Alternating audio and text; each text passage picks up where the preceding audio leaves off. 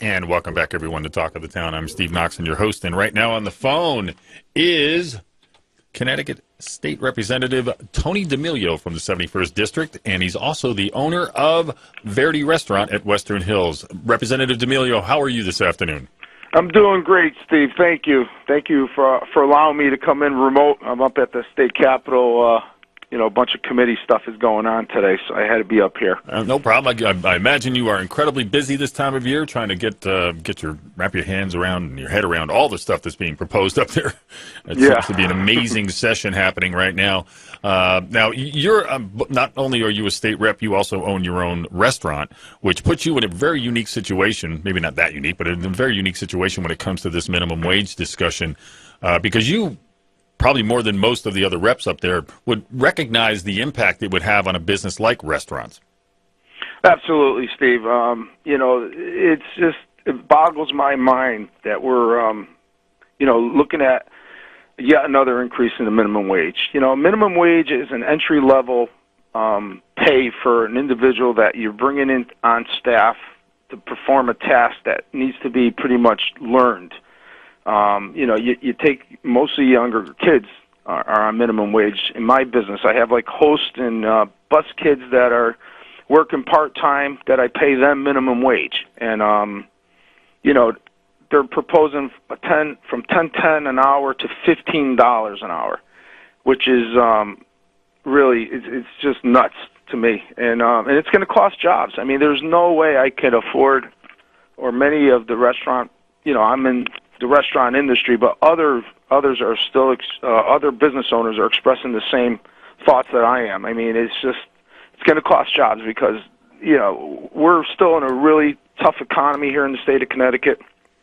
Our costs continue to skyrocket, and we can't really pass that cost on to our consumers because, then they won't come and frequent our places as much. So it's really a daunting task today to be an owner of a restaurant, especially in the state of Connecticut. Well, and that's a point that gets brought up here all the time is, look, employees are as much a resource as the food you serve and the wine that you serve. I mean, there's a cost associated with that resource, and when that cost goes up, you have a couple of options. You have a couple of choices, none of them good. Absolutely. I mean, ultimately the price of all of our goods and services in the state of Connecticut are going to go up. You're going to see price increases at all the grocery stores. For everything that you do, if you enjoy going out to the movies, if you enjoy going out to eat, you want to go out and buy a sweater or a coat. This is going to have an impact on everything that we do in the state of Connecticut. Because this wage increase is going to have to be covered somehow in some way, and that's going to be through increases in prices and through job losses. I hate to keep saying that, but this will cost jobs, and the proponents of this legislation don't get that. The very people that they're trying to help, they're not going to help. They're just going to push them right out of the job market. It's going to be very difficult for a young person to find a job in the state of Connecticut once that wage hits $15 an hour. You see it now. I mean, if you go to any of like the major franchise systems that we have in Connecticut, and and I'll stick with the in the restaurant industry because that's what I'm really familiar with. You can go to a local McDonald's today, and I remember in the day when I was growing up, there'd be 7, 8 people at the counter taking your order, all different cash registers. Now you walk in, you put an order in through a kiosk. There's one person taking your money and one person giving you your food. They call out your number. So right there, they have eliminated so many jobs because they're already anticipating this going up. There's other restaurants, more of table service restaurants for lunch in particular. They're looking at having an iPad on the table. You walk in, you sit down, you put your order in through this iPad, and someone will bring your food. It dilutes the whole experience of going out to eat. But those are just some examples of what's going on in the world, right here in Connecticut right now, anticipating, the cost of labor going up. And when you're a small business owner, I mean, we don't have the kind of funds to buy that technology. But, once this minimum wage is implemented in other states, this technology will become a lot more affordable. So you'll see it happening in every aspects of our lives. You go to Walmart today or even like Costco's, there's more and more self-checkouts. I went down to visit my daughter. She lives in D.C. All the CVS's down there are self-checkouts. You know, so it's just, you know, creating havoc, and it's creating, you know, less opportunity for people to be employed. Let's talk about how you determine your prices at your restaurant. Of course, every restaurant has their own niche. You know, you're in certain levels. You talked about McDonald's, but you're not anywhere close to being a McDonald's level restaurant. So when you determine your prices, obviously you take your cost into account, but what other aspects of do you take into account? What other issues do you take into account when it comes to setting your prices? Well, you have to look at, you know, the entire operation of a restaurant. You know, the cost of the goods, the prep time to make that product, you know, your insurance costs, your heating, your lighting, you know, all of that comes into play. You know, there's a formula that a lot of people use. You try to, you know, get around 30% over what the cost is to try to make, you know, to cover all those expenses. But, you know, food costs change so rapidly. Like meats, you know, when you're coming towards a holiday, like fish will skyrocket towards the Christmas season. You can't really go and change your menu prices, so you absorb a lot of that. You know what I mean? You hopefully at the end of the year you balance out. But when you're looking at a wage increase of $15 an hour for an entry-level position, you know, and I'll just bring like a host and a bus person in. So if you have 2 people on staff, that's $30 an hour. If you have 3, that would be $45 an hour that you have to pay out instead of the current $30.30. So it's a huge increase there. Then you're looking at the back of the house. You know, your chefs, your skilled workers that are providing the service, they're prepping the meal, the dish room that are, you know, cleaning all the dishes and utensils. They look at a person coming in making $15 an hour. What are we supposed to pay those skilled people? You know, they're going to be looking for more of an increase. You know, like you know, most people are paid more than $15 an hour that are, you know, doing those services, you know, like in my place. So it really doesn't affect that part of it. But, you know, if someone's making $20 an hour with a skill and someone comes in making $15 an hour with no skill at all, they're going to want more money because they're going to think they're more valuable, and they are, you know. You know, and then there's the other costs that are associated with going up on wages, like workman's comp and other factors that, you know, that come into payroll. Those increases all go up.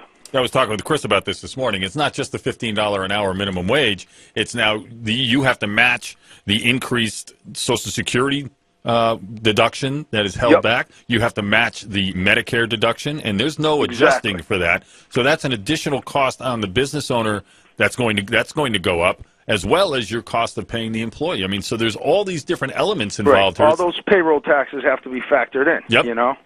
And then we have a lot of programs that, you know, like through the city that are grants that, you know, a lot of kids get hired during the summer months to watch our pools and to work in our parks and to work, you know, work with other youths. That cost is going to go on, you know, is going to be brought on more of expense. So if the grant money is only worth so much, then either, you know, programs would have to be cut, or, you know, if you can't do it without X amount of bodies, or, you know, workers. So there's going to be a problem there, too. So, you know, everybody, you know, they're pushing really hard for this. I mean, I understand our governor, he won the election. He ran on increasing the minimum wage. So this is a priority of, you know, the majority of the Democrats up here, and they are in the majority. So there's, you know, the likelihood of this passing is great. You know, it's definitely going to happen.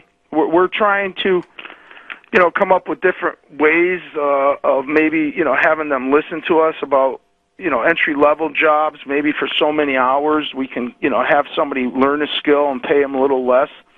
Maybe 18 and under, we can keep it at a lower wage.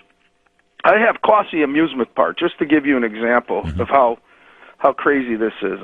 George France, Middlebury is part of my district, and he's, and Cossey is in Middlebury. 25 cents, because he hires about 375 kids to, you know, to work during the summer months in that park, and he has about 12 full-time employees. But a 25 cents increase in his seasonal payroll equates to $26,000 increase. for his expense, just 25 cents. Imagine going up $5. Now, what is he supposed to charge at the gate to make up that difference? There's no way he can do that. So any kind of capital improvement projects, any kind of expansion of the park will have to be put on hold because there's no way that they're going to be able to generate enough cash flow and volume to pay for the expense alone of the minimum wage going up. This is a reality. I mean, this is really, he provided us with testimony, and and I'm sharing with your audience the reality of what this means. And these are all kids that are home for the summer, that are working. They don't depend on these jobs as their livelihood. Minimum wage jobs are not, like in my business. No one that works minimum wage depends on this wage for their livelihood. It's gas money. It's helping their parents, so that they can go out and buy their own sneakers and clothing and stuff like that. It's not someone head of household. I don't have anyone in my business that's head of household earning minimum wage, and really, I don't think that happens that often. Does it happen? Maybe it does. Maybe there are people that are head of household that don't have any other skills. That the only skill they can perform is a minimum wage job. But I'll tell you this, Steve, it's like myself. When I hire an employee, and that employee really proves himself to be a hard worker, motivated, wanting to take on different tasks, I want to keep that employee. I pay, like, my dishwashers in back of the house, pretty well. And no one's left me in years. And I do that because it's to my advantage. If, you pay someone a low wage and they're doing a great job, they can go anywhere and get a job. People want people like that.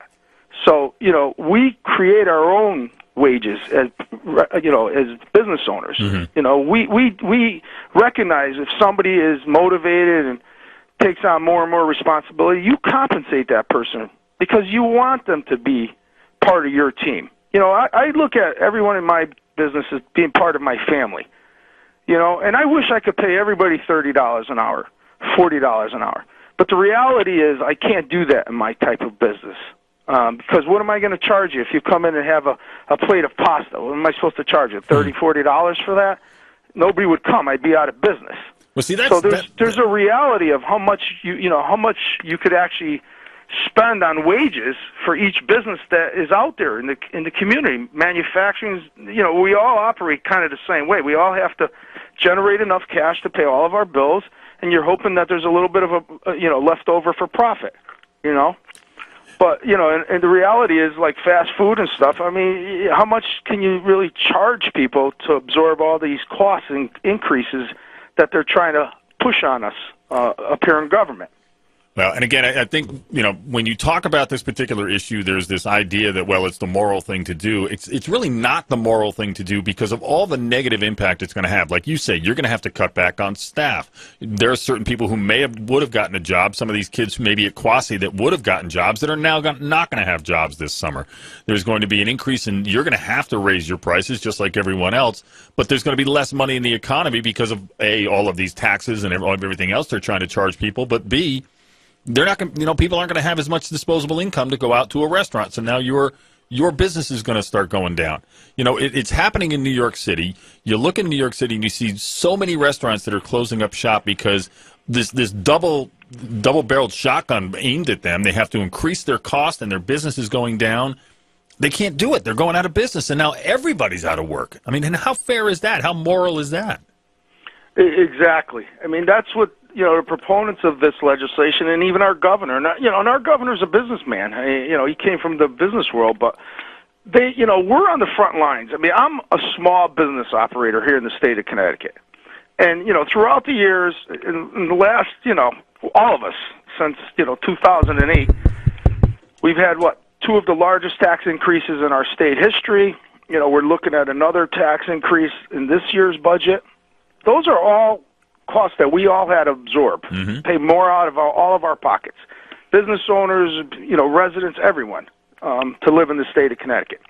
And because of that, we're losing a lot of population. I mean, monthly, there's two parties that, when I say parties, like people from the neighborhood come in because someone is leaving the state of Connecticut. They bought a house in another state. So there's many people that I know that have left, and their families are here. I mean, they're retired, some for job opportunities, because the climate in this state is so bad that you can go move into another state and literally put like money in your pocket because you're on a fixed income because of the cost of living in that state is so much cheaper. And instead of, focusing in on that here up in the legislature, I mean, it just boggles my mind how these legislators just think that we're passing on stuff that's good. I call it feel-good legislation. We're going to pay everybody $15 an hour in the state of Connecticut. Sounds great. I would love to do that. Unfortunately, like in my business, there's 3 people I would have to let go because they're young kids that are working, and they're beautiful kids. They work hard, but there's no way I could justify paying out that kind of money on, the skill set that they have and the tasks that they perform for my restaurant. We just can't do it because, I would have to increase my prices, by an amount that would be too much that, even if all restaurants, we all decide we all needed to go up on prices, then people can't really afford to do that. Yeah, people wouldn't go out anywhere. Now you're not necessarily competing with another restaurant. You're competing with the fact that people can't go out to dinner in the first place. Exactly. So, when the tolls are implemented here in the state of Connecticut, all of our food costs are going to go up. So we're going to have to look at that, by how much, because the delivery of food will cost more. Everything that we have here in the state of Connecticut is brought in by truck. They're going to be going through tolls. That's going to cost the company more money. They're going to pass it on to, the supermarkets, the restaurants. And when we're consumers, when we go and buy and purchase those goods, we're going to have to pay for that. So everything goes up. And right now there's no need to do this. The state of Connecticut hasn't come out of the recession like it should have, like other states have, and that's because of a lot of the policies that have been passed up here over the years are so anti-business.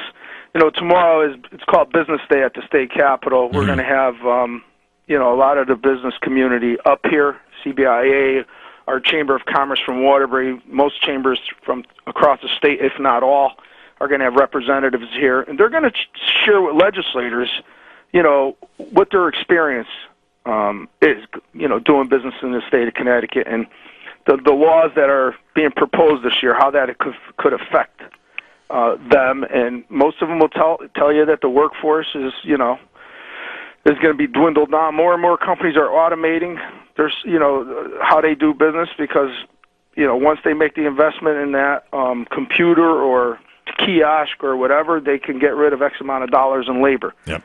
Well, Representative D'Amelio, unfortunately we're out of time, but I want to thank you very much for letting us know, from a business owner's point of view. I mean, we talk about it in an ethereal way, and we talk about what economists say, but you're an actual business owner. You know what the impact's going to be on your business, your employees, your profits, your restaurant overall. And I think if more people in Hartford would listen to those stories and realize the inestimable harm they're going to do, perhaps they would back off from this. But I think you're keep up the good fight. But I hate to say this, but I think you're you're tilting at windmills. When it becomes a political issue, Steve,